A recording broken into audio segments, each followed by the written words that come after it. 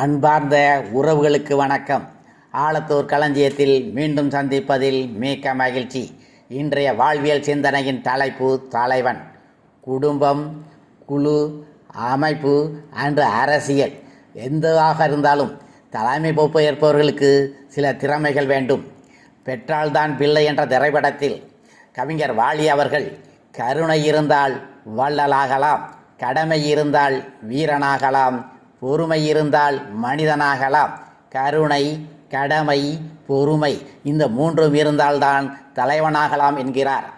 தன்னடக்கம், விசாலான பார்வை, தீர்க்கமான உறுதியான முடிவு, சொல்வதை செய்வது, செய்ததை மட்டும் சொல்வது, நேர்மையாக இருப்பது, பொறுப்புணர்வோடு நடப்பது, முன்மாதிரியாக வழிகாட்டுவது, முன்னோக்கி பின்னோக்கி யோசிக்கும் திறமை, தனக்கு பின் அடுத்த தலைவர் யார் என்பது சொல்வது தலைமை பொறுப்பின் முக்கியமான அம்சமாகும்.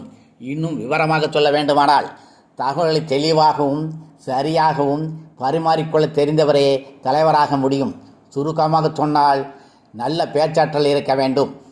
தலைமை ஏற்பவர்கள் தங்களுக்கு கீழ் உள்ளவர்களுக்கு மதிக்கும் வகையில் நேர்மையோடு நடந்து கொள்ள வேண்டும். மேலும் நம்பகத்தன்மை கொண்டவராக இருக்க வேண்டும். மற்றவர்கள் சிறப்பாக வழிநடத்தி செல்வதற்கு முன் உங்களை நீங்களே வழிநடத்தும் எப்படி கற்றுக்கொள்ள வேண்டும்.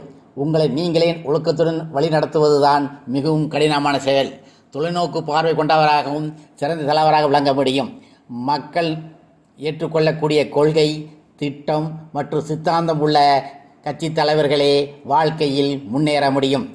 ஒரு குழுக்கோ அல்லது அமைப்போ அல்லது அரசியலோ தலைமை வைப்பவர் வாய்ச்சொல் வீரராக மட்டும் இருந்தால் போதாது, சிறந்த செயல்திறன் கொண்டவராக இருக்க வேண்டும்.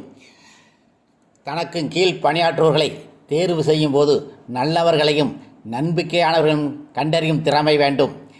நாம் நிர்ணயித்துள்ள இலக்கை அடைய கீழ் உள்ளவர்கள் ஊக்குவிக்கும் உற்சாகப்படுத்தவும் வேண்டும்.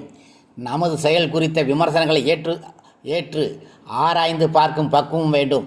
மற்றவர்களுக்கு குரலுக்கு செவி சாய்க்க வேண்டும். வழக்கமான செயல்கள் நிலைத்த தன்மை இருக்க வேண்டும். முடிவெடுப்பதற்கு முன் அடிக்கடி முடிவுகளை மாற்றிக்கொண்டே இருக்கக்கூடாது. என்பனி விழிப்புணர்வை விதைப்பது.